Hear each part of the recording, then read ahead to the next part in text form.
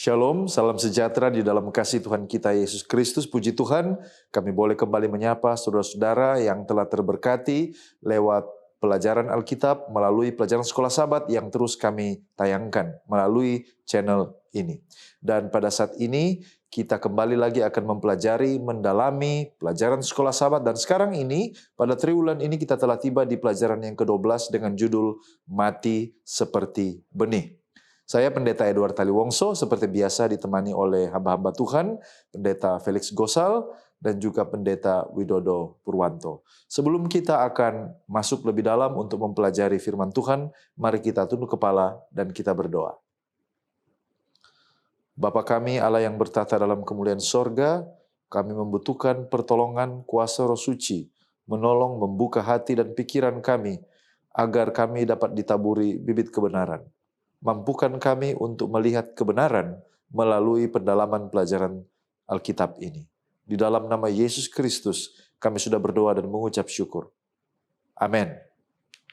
Saudara-saudara yang dikasihi oleh Tuhan, sebelum kita akan masuk dan mengangkat tema-tema penting dari pelajaran Sekolah Sabat, kita akan melihat dulu pokok Alkitab atau dasar firman Allah yang menjadi landasan dari pelajaran Sekolah Sabat kita sepanjang minggu ini. Ada beberapa pasal yang dipilih oleh penulis pelajaran Sekolah Sabat. Yang pertama Filipi pasal 2 ayat 5-9. Di sana Paulus meminta jemaat Filipi untuk patuh dan mengosongkan diri mereka di tengah penderitaan dan mencontoh Yesus Kristus yang merendahkan diri dan mati di kayu salib. Lalu kemudian di Roma pasal 12 ayat 1 dan 2, Paulus menasihatkan orang Kristen untuk mempersembahkan hidup mereka kepada Tuhan sebagai prasyarat untuk mengetahui kehendak Allah bagi hidup mereka. Lalu kita ke Perjanjian Lama di 1 Samuel 2 ayat 12-3 ayat 18. Di sana ada perbedaan antara anak-anak Eli yang jahat dan juga Samuel yang setia mendengarkan suara Allah. Di 1 Samuel 13 ayat 1-14 di sana ada cerita tentang Raja Saul yang tunduk kepada situasi, gantinya menurut kepada kehendak Allah. Akhirnya dia melakukan dosa yang besar di hadapan Allah. Dan yang terakhir di Sakaria pasal 4 ayat 1-14, di sana adalah penglihatan yang dilihat Nabi bahwa kekuatan itu bukan datang dari keperkasaan tetapi dari Roh Tuhan. Nah, judul pelajaran kita mati seperti benih. Di sini penulis mencoba menggunakan analogi seperti benih gandum. Apa sebenarnya pengertian mati? Nah, pengertian mati di sini sebenarnya dalam konteks pelajaran Sekolah Sabat kita adalah sebuah tindakan yang sadar oleh dolongan Roh Kudus untuk mematikan kepentingan diri sendiri dan mengizinkan Allah untuk menggunakan kehidupan kita demi kepentingan pelayanan bagi orang lain. Dengan kata lain, kalau bisa disingkatkan dalam satu kata, arti mati di dalam konteks pelajaran Sekolah Sabat artinya kepatuhan atau ketaatan kepada rencana Tuhan. Nah, apa yang digambarkan sebenarnya dengan benih di dalam konteks pelajaran Sekolah Sabat? Firman Allah kah, kehidupan, sikap, atau tabiat rohani? Nah, sebenarnya di dalam konteks ini, yang dimaksud dengan benih yang harus dimatikan ini adalah diri, sikap, keinginan, ambisi, agenda pribadi yang tidak berkenan kepada Allah dan rencana Allah di dalam membentuk kehidupan saudara dan saya. Dan itulah yang harus dimatikan. Dan di dalam pelajaran ini ada minimal ada 3 cakupannya di dalam pelajaran yang ke-12 ini. Yang pertama, kita akan mempelajari bahwa kehendak Allah adalah yang terbaik bagi kehidupan kita. Yang kedua, keadaan untuk mematikan kepentingan diri kita agar kita dapat digunakan oleh Allah adalah situasi di dalam cawan lebur itu sendiri. Dan yang ketiga yang akan kita pelajari adalah ternyata Kristus adalah contoh yang terbaik tentang apa artinya kepatuhan, ketaatan di dalam penderitaan. Demikianlah ini merupakan landasan dan juga cakupan pendahuluan sebelum kita akan masuk mengangkat tema-tema yang terdapat di dalam pelajaran Sekolah Sabat kita. Baik, terima kasih Pendeta. Dan saat ini kita masuk dalam ayat inti, di mana pada pekan ini ayat inti kita diambil dari Yohanes pasal 12, ayatnya yang ke-24. Di sana Alkitab mengatakan, "Aku berkata kepadamu, sesungguhnya jikalau biji gandum tidak jatuh ke dalam tanah dan mati, ia tetap satu biji saja. Tetapi jika ia mati, ia akan menghasilkan banyak buah." Seperti biasa, sebelum kita akan masuk lebih dalam pelajaran sekolah sahabat kita pekan ini, mari terlebih dahulu kita memahami apa ayat inti kita atau pengertian ayat inti kita pada pekan ini. Baik, pertama-tama mari kita lihat konteks dari ayat inti kita. Nah, pertama-tama kita akan lihat di mana ayat ini atau ayat inti ini terjadi, kemudian oleh siapa, kepada siapa.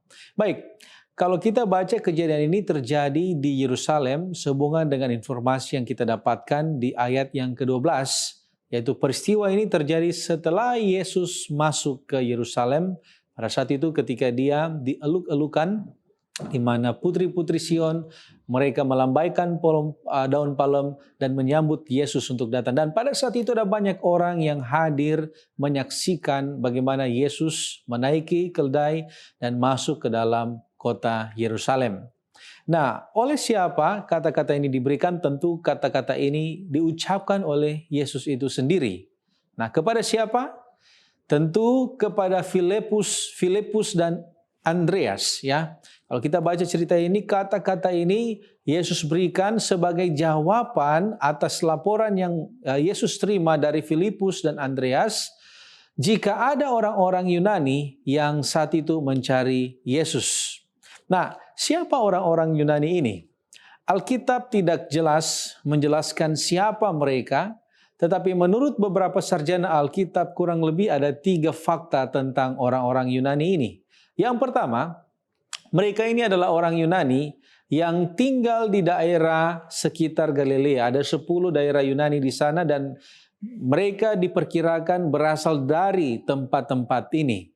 Di mana fakta yang kedua, orang-orang ini mereka tertarik dengan pengajaran Yahudi. Ya, bisa dikatakan mereka adalah orang-orang yang takut akan Tuhan, tetapi pada saat itu mereka tidak disunat. Kemudian yang ketiga, orang-orang Yahudi ini mereka adalah sama seperti Kornelius di cerita di kemudian hari. Mereka percaya tetapi terhambat oleh karena adat istiadat orang Yahudi dan orang yang bukan Yahudi yang terjadi pada saat itu. Oleh karena itu kejadian ini sepertinya adalah penggenapan kata-kata Yesus dalam Yohanes pasal 10 ayat 16 ketika Yesus mengatakan bahwa dia rindu ada domba-domba yang dari kandang yang lain dapat dikumpulkan.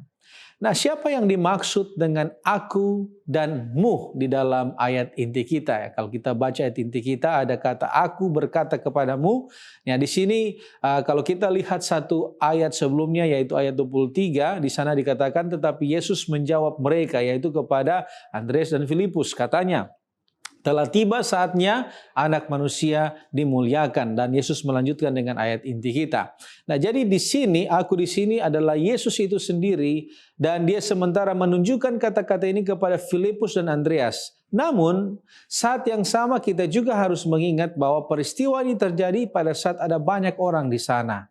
Ada banyak orang yang bersama-sama dengan Yesus, entah itu murid-murid dan orang-orang lain yang rindu melihat Yesus. Oleh karena itu, kita dapat simpulkan bahwa mu di sini bisa merujuk kepada orang banyak yang hadir pada saat itu.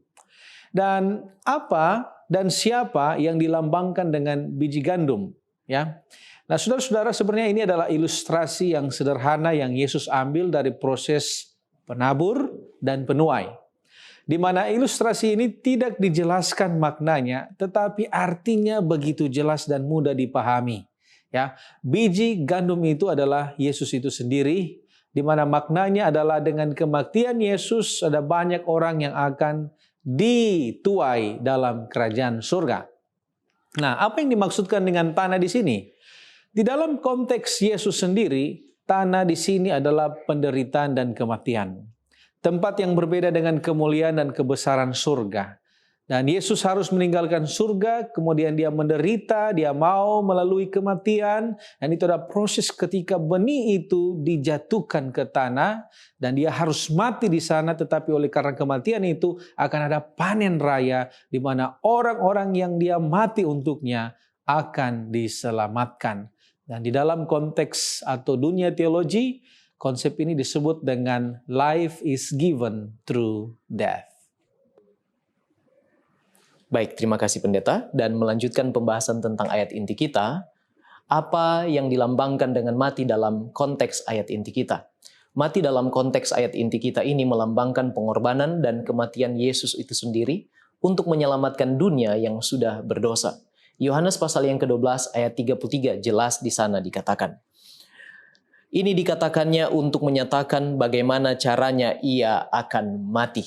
Sehubungan dengan kematian Yesus, The Complete Word Study of New Testament menyatakan bahwa kata apotane, to die atau mati di sini, ketika dikaitkan dengan kematian Yesus, maka itu adalah kematian yang unik. Mengapa? Sebab kematiannya itu diharuskan untuk menjadi bayaran atau tebusan bagi dosa dunia, dan dengan demikian membuat suatu jalan pendamaian antara dunia atau manusia yang berdosa dengan Bapa yang ada di sorga. Artinya, Yesus mati bagi dirinya sendiri. Dan kematiannya ini adalah demi penurutan yang total kepada kehendak Bapa. Hidup bukan untuk mempertahankan kehidupan atau keegoisan diri, tetapi justru untuk menyerahkan hidup untuk pelayanan bagi kemuliaan Bapa. Sederhananya, kehidupan Yesus itu adalah untuk menjadi manfaat. Kematiannya itu akan membawa kemuliaan bagi Bapa di sorga. Kemudian apa pengertian kalau tidak mati, benih itu hanya satu, sedangkan kalau dia mati, maka akan menghasilkan buah. Lantas apa pengertian dari buah itu sendiri? Preacher's Commentary Series volume 27 halaman 202 mengatakan bahwa tidak ada buah tanpa kematian. Artinya tidak ada kehidupan baru bila benih atau biji itu tidak jatuh dan mati. Dan tidak akan ada multiplikasi buah di sana. Biji itu hanya akan dihitung satu saja. Dan ini menandakan bahwa kematian Yesus itu membawa buah untuk diselamatkan bagi kerajaan sorga. New International Commentary mengatakan bahwa benih menjadi produktif bila mengalami kematian. Dan dari kacamata Allah, hidup datang dari kematian. Dari kematian Yesus itulah maka manusia yang berdosa ini boleh menerima pengharapan untuk hidup kekal di dalam kerajaan sorga. Dan yang terakhir, Seventh Day Adventist Bible Commentary volume 5 halaman 1022 dikatakan di sana bahwa manusia akan jelas binasa dan tidak akan ada penuaian jiwa bagi kerajaan Allah bila Yesus tidak memilih untuk mati bagi dunia ini. Melalui kematiannya, Yesus membawa kehidupan bagi semua orang yang memiliki iman di dalam Dia. Jadi, buah yang dimaksudkan di dalam ayat inti kita ini adalah jiwa-jiwa yang dituai, yang diselamatkan untuk memperoleh kehidupan kekal nantinya di kerajaan surga. Baik, terima kasih pendeta. Nah, selanjutnya kita akan memahami kata mati. Teristimewa mati dari ketinggian diri dan kemauan diri sendiri. Artinya patuh kepada Allah, melayani Allah, merendahkan diri dan melayani sesama. Teristimewa yang akan kita angkat adalah mati di dalam konteks Filipi pasal 2 ayat 5 sampai 9. Apa arti mati di dalam konteks ini? Ada 4 yang ingin saya sampaikan. Yang pertama, sesuai dengan teladan Yesus, artinya adalah patuh. Patuh kepada rencana Allah. Yang kedua, mengosongkan diri. Apa arti mengosongkan diri? Itu berarti mengosongkan harapan-harapan saya sendiri dan mengisi hidup saya dengan harapan-harapan Tuhan agar maksud, rencana, dan kehendak Tuhan dapat terlaksana di dalam kehidupan saya. Yang ketiga, mati sebagaimana yang dicontohkan di dalam konteks Filipi 2 ayat 5-9 adalah berkorban demi kebaikan orang lain. Dan yang keempat, kemuliaan sejati datang dari kerendahan hati dan ketaatan kepada rencana Allah. Karena kalau kita lihat di penghujung Filipi pasal 2 ayat 5-9, oleh karena Yesus Kristus mengosongkan dirinya, justru dia itu dimuliakan di atas segala nama. Artinya kita mencari kemuliaan bukan di mata manusia, tetapi di mata Allah dengan jalan mati atau mengosongkan diri kita. Nah, bagaimana agar kita bisa mematikan kehidupan dan tabiat tinggi hati sehingga kita dapat digunakan untuk melayani Allah dan sesama? Sebenarnya rahasianya dijabarkan oleh Rasul Paulus di dalam Filipi pasal 2 ayatnya yang kelima, ayat yang paling pertama yang kita baca tadi. Hendaklah kamu dalam hidupmu bersama menaruh pikiran dan perasaan yang terdapat juga di dalam Kristus Yesus. Kita harus berpikir dan merasa sama seperti Yesus Kristus. Nah, kepemimpinan Kristen di dalam pikiran Kristus itu punya beberapa arti. Yang pertama artinya kita memikirkan orang lain, berada di sana untuk orang lain. Yang kedua, kita selalu mengambil waktu untuk mendengarkan orang lain. Yang ketiga, kita berdoa untuk orang lain. Yang keempat, kita mengerahkan dan membangun semua sumber daya kita untuk menjadi berkat bagi orang lain. Lalu kemudian yang kelima, kita berbicara tentang kasih karunia Allah kepada orang lain. Dengan kata lain, menginjil, membagikan iman kita. Kalau kita membiasakan hal ini, maka kita akan dimampukan untuk mematikan kehidupan yang cinta diri dan menjadi berkat bagi orang lain. Nah, inilah yang menjadi landasan kita ketika kita belajar tentang apa artinya kerendahan hati versi Yesus Kristus di dalam Filipi pasal 2 ayat 5 sampai 9. Baik, terima kasih pendeta. Dan saat ini mari kita lihat pengertian mati menurut Rasul Paulus di dalam Roma pasalnya yang ke-12 ayat 1 dan 2. Baik, di sini Paulus sementara berbicara mengenai persembahan yang hidup. Dan sepertinya persembahan ini berbeda dengan persembahan di dalam Perjanjian Lama. Apa yang membedakan? Persembahan di dalam Perjanjian Lama adalah hewan yang sudah mati. Artinya setelah disembelih lalu dia dikorbankan, dipersembahkan. Tetapi dalam konteks ini, Paulus sementara berbicara kepada umat Kristen yang perlu mempersembahkan sesuatu yang hidup kepada Allah. Bukan yang mati, yang hidup, yaitu dirinya sendiri. Jika demikian, sehubungan dengan konteks pelajaran sekolah sahabat kita pekan ini, apa yang harus dimatikan dalam kehidupan kita menurut konteks Rasul Paulus di sini? Nah, untuk memahami hal ini, pertama-tama perlu kita mengerti apa sebenarnya pengertian persembahan atau sacrifice itu. Nah, saudara-saudara, persembahan di sini memiliki arti yang sangat dalam, yaitu sebuah tindakan menyerahkan sesuatu yang berharga yang kita inginkan. Ya, contohnya mungkin seperti cerita Ishak untuk memudahkan kita mengerti. Sesuatu yang Abraham inginkan tetapi harus dipersembahkan. Nah, apa yang berharga dan apa yang harus mati? Saudara-saudara, jawabannya sebenarnya adalah singkat, yaitu diri kita sendiri. Diri kita ini adalah hal yang paling kita inginkan. Diri kita ini adalah hal yang paling kita cintai di atas dunia ini. Dan mati di sini adalah proses mati atas diri kita sendiri. Artinya apa? Artinya adalah semua yang membuat kita hanya memikirkan diri sendiri. Semua yang hanya membuat kita menguntungkan diri sendiri. Kita harus mati untuk semuanya itu. Nah, pertanyaan selanjutnya, mungkin kita bertanya bagaimana kita menyerahkan persembahan hidup untuk Allah. Ada 3 hal. Yang pertama, menjadi persembahan yang hidup adalah sebuah keputusan. Saudara tidak akan pernah memulai kalau saudara tidak memutuskan. Bahasa atau terjemahan lain dari Roma pasal 12 ayat 1 ini adalah dedicating all of yourself. Artinya harus ada dedikasi. Harus ada keputusan yang kita lakukan untuk menjadikan diri kita ini sebuah persembahan yang hidup. Kemudian yang kedua adalah menjadi persembahan yang hidup, artinya menjadikan Allah yang pertama, sedangkan yang lain adalah yang nomor 2. Kemudian yang ketiga, mengizinkan Allah berkuasa atas kita dan membaharui hati kita. Itu adalah makna dari menyerahkan persembahan kita sebagai persembahan yang hidup kepada Allah. Nah, apa hasil yang bisa kita lihat dari orang yang sudah menyerahkan hidup kepada Allah? Kalau kita baca di sepanjang Roma pasal 12 ini, ada banyak kriteria-kriteria yang sementara Paulus ungkapkan kepada orang-orang di Roma, dan kita akan melihat hanya beberapa saja. Yang pertama, orang yang telah menyerahkan dirinya sebagai persembahan yang hidup adalah dia yang tidak memikirkan hal-hal yang tinggi, yang tidak patut. Sebaliknya, dia adalah orang yang menguasai dirinya. Yang kedua, orang yang telah menyerahkan hidupnya sebagai persembahan yang hidup itu memiliki kasih yang tidak pura-pura.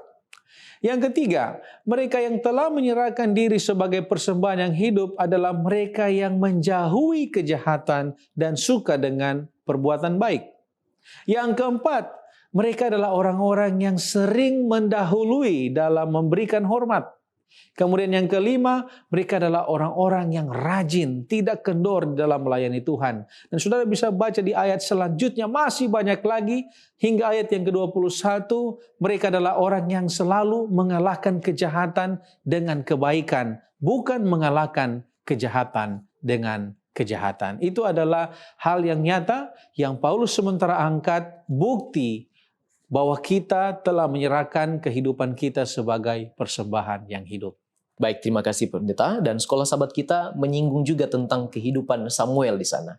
Apa pengertian mati dari kehidupan Samuel?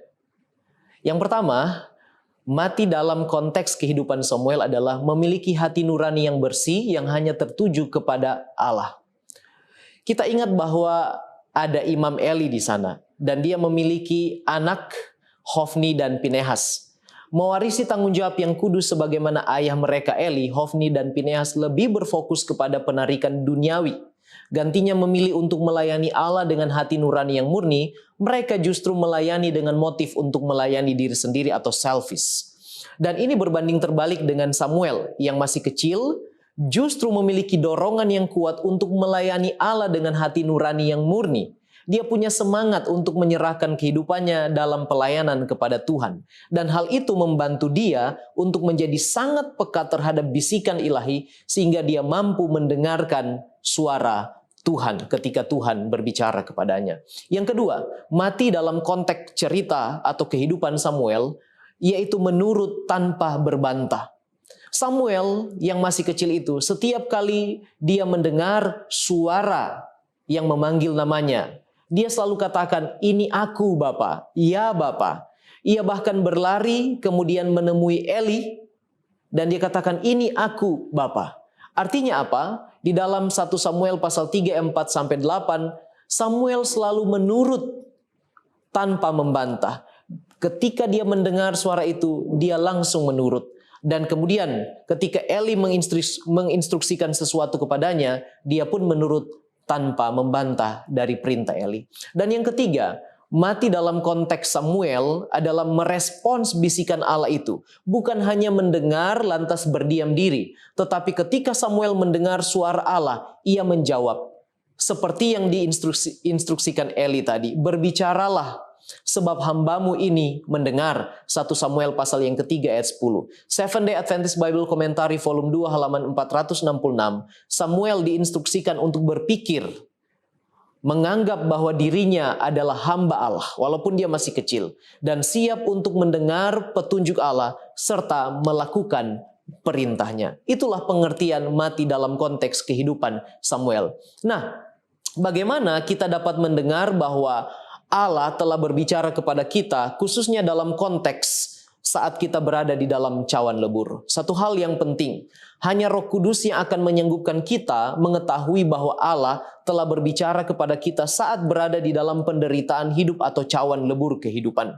Di bawah pengaruh Roh Kudus, kita bisa mendengar Allah mengarahkan kita untuk bertindak sesuai dengan kebenaran firman-Nya. Sebab Roh Kudus, sebab Allah tidak akan pernah berbicara tanpa sesuai dengan kebenaran firman-Nya. Setelah kita melakukan firman-Nya, kita dituntun melalui pengaruh Roh Kudus untuk mempertahankan buah-buah roh. Kasih, sukacita, damai sejahtera, kesabaran, kemurahan, kebaikan, kesetiaan, kelemah lembutan, dan penguasaan diri. Hanya Roh Kudus yang dapat memberitahukan kepada kita bahwa Allah telah berbicara kepada kita saat kita berada di dalam cawan lebur.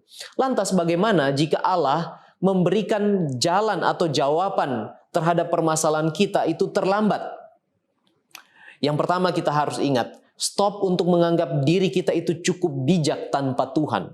Jelas Amsal pasal 3 ayat 5 dan 6 katakan di sana, percayalah kepada Tuhan, jangan anggap dirimu sendiri bijak. Ingat pengalaman dari Saul ketika dia bertindak di luar pengaruh Roh Kudus, maka di sanalah terjadi kehancuran. Yang kedua, dilarang untuk mengandalkan manusia. Yeremia 17 ayat 7 mengatakan, diberkatilah orang yang mengandalkan Tuhan.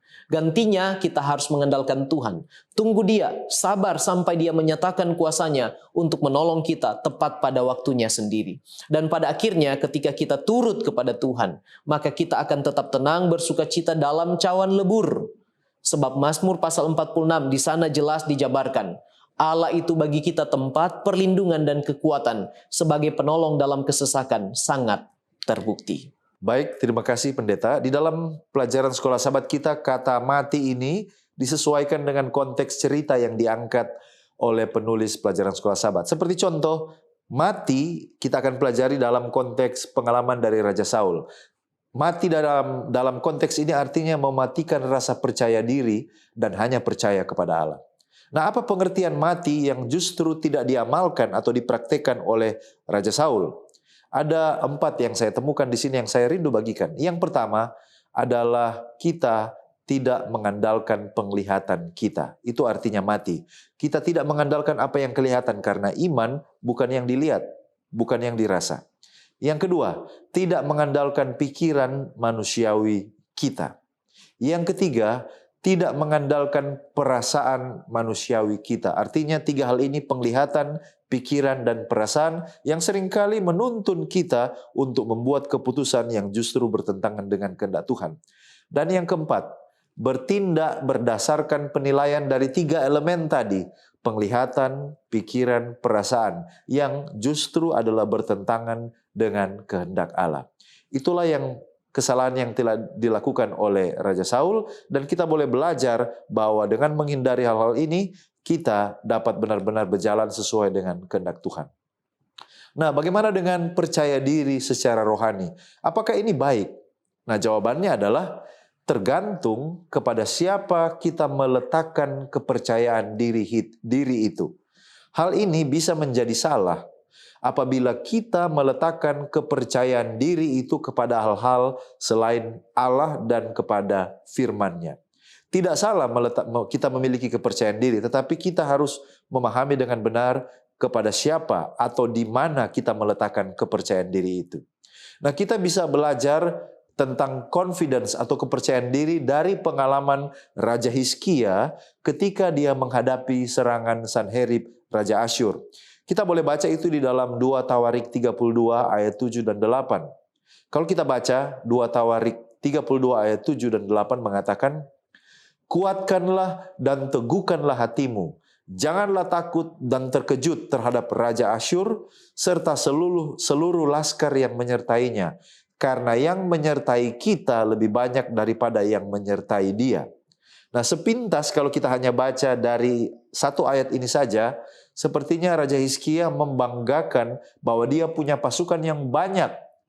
Bahwa dia percaya kepada pasukannya, kepada banyaknya tentaranya. Tetapi mari kita baca ayat selanjutnya, ayat yang ke-8. Ayat 8. Yang menyertai dia adalah tangan manusia, tetapi yang menyertai kita adalah Tuhan Allah kita yang membantu kita dan melakukan peperangan kita.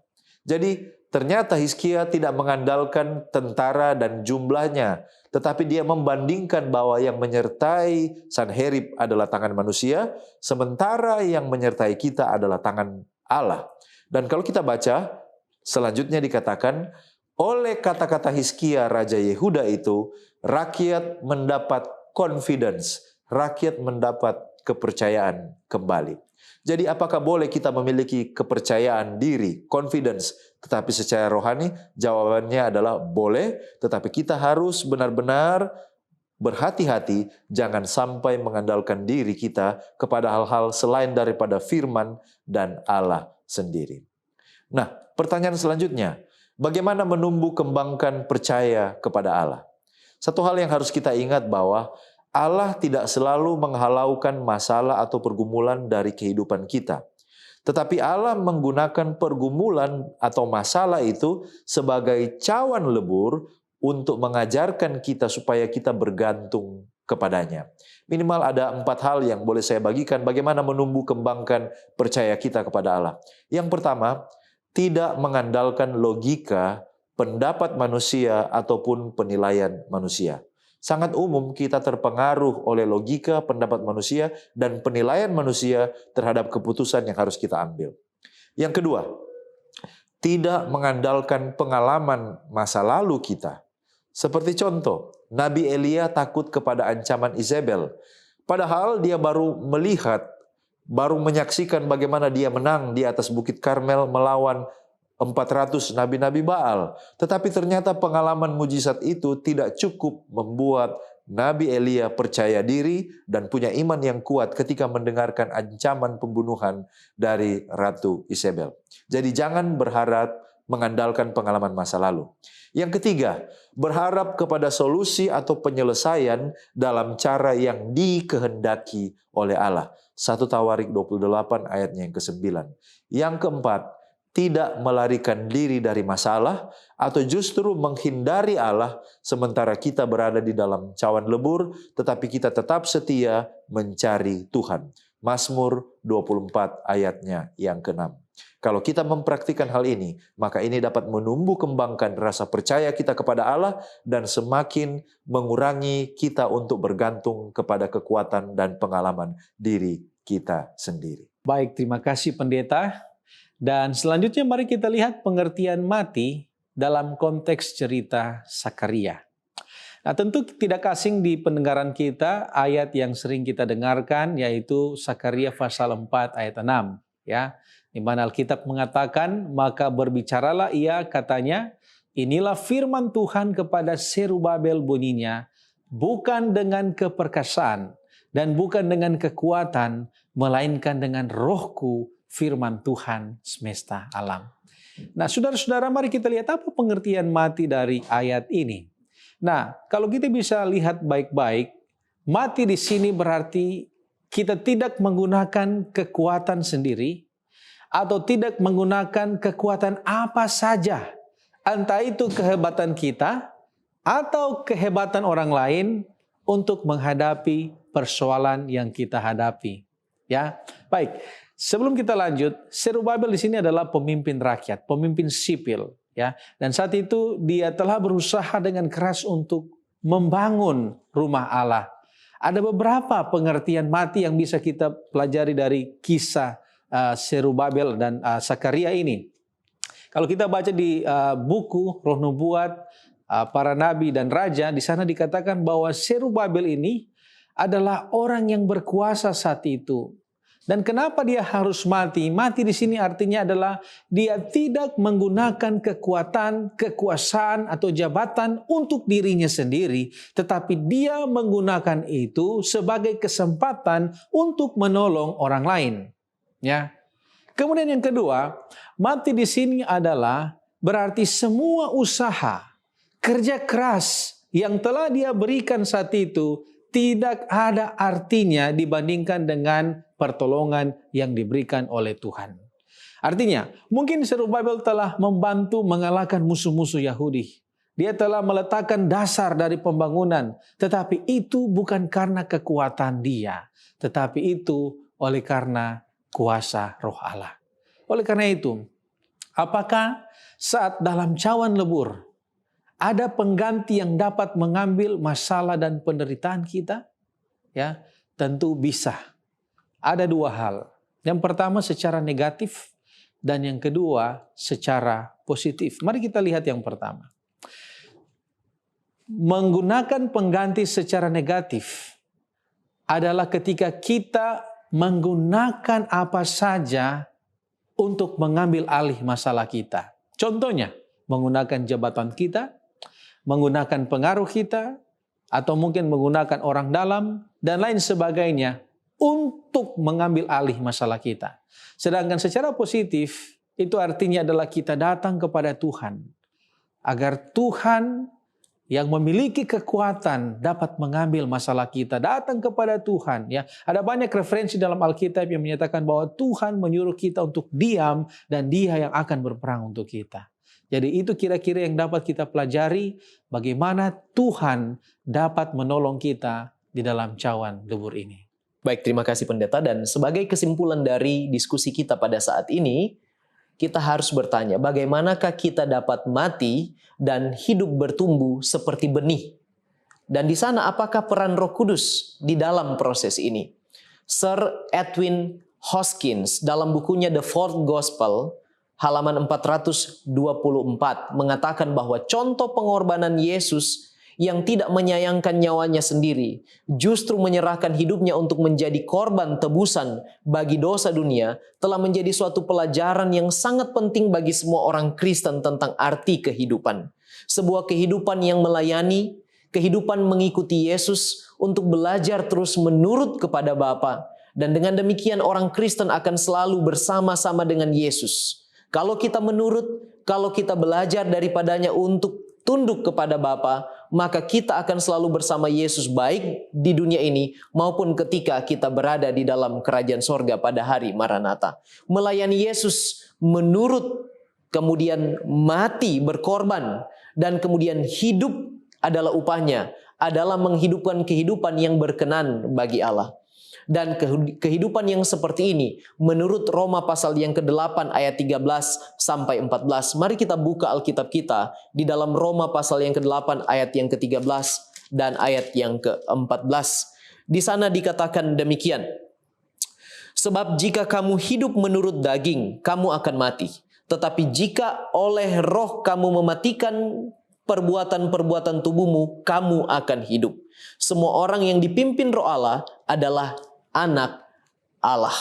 Hidup seperti ini, hidup oleh Roh bukan oleh daging, adalah peran dari Roh Kudus. Kita tidak sanggup untuk menghidupkan kehidupan yang seperti ini. Itulah sebabnya peran Roh Kudus yang pertama, untuk meyakinkan kita mengambil keputusan mempersembahkan hidup ini bagi Allah dan bagi pelayanannya. Yang kedua, Roh Kudus memampukan kita melewati kehidupan cawan lebur, berkorban demi memberitakan Injil Kerajaan Allah. Dan Roh Kudus berperan untuk menjaga kualitas hidup kita sesuai dengan panggilan ilahi itu. Dan yang terakhir, Roh Kudus akan menyanggupkan kita setia dalam cawan lebur, mati bagi keinginan dunia. Dan ini adalah peran Roh Kudus yang luar biasa di dalam kehidupan setiap orang yang mau berserah kepadanya. Kalau kita berhasil menjalankan kehidupan di bawah kendali Roh Kudus ini, apa rewardnya bagi kita? Lantas kalau kita gagal, apa amaran yang diberikan oleh Allah bagi kita?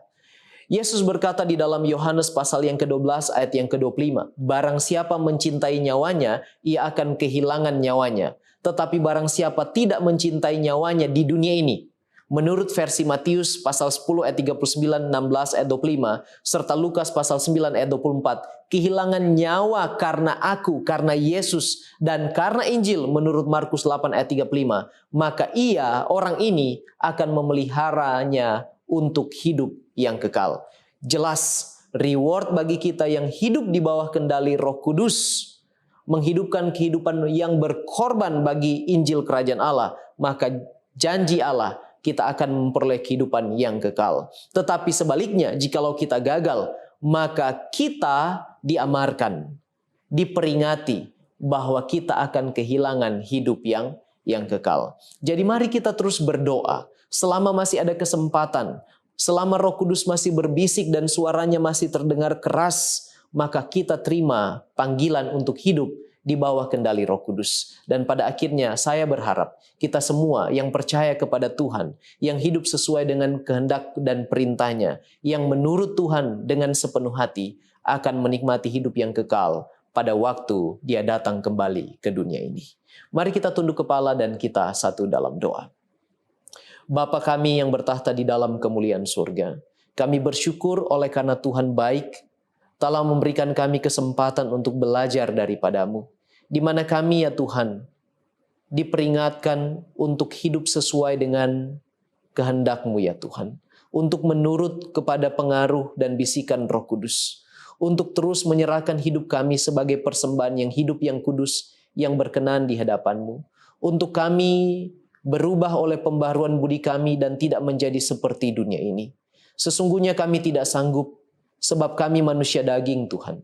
Tetapi kami mau berserah kepada-Mu ya Tuhan, supaya Roh Kudus memampukan kami untuk tidak lagi hidup menurut daging, tetapi hidup di dalam roh yang akan membawa kami kepada kehidupan yang berkualitas. Kami akan selalu menjadi berkat di mana saja kami berada. Dan kami juga bersedia berkorban memberitakan Injil bagi orang-orang di sekitar kami. Terima kasih banyak Tuhan, berkatilah kami semua pada saat ini. Kami berserah memohon ampun dosa hanya di dalam nama Yesus, Juru Selamat kami. Amin.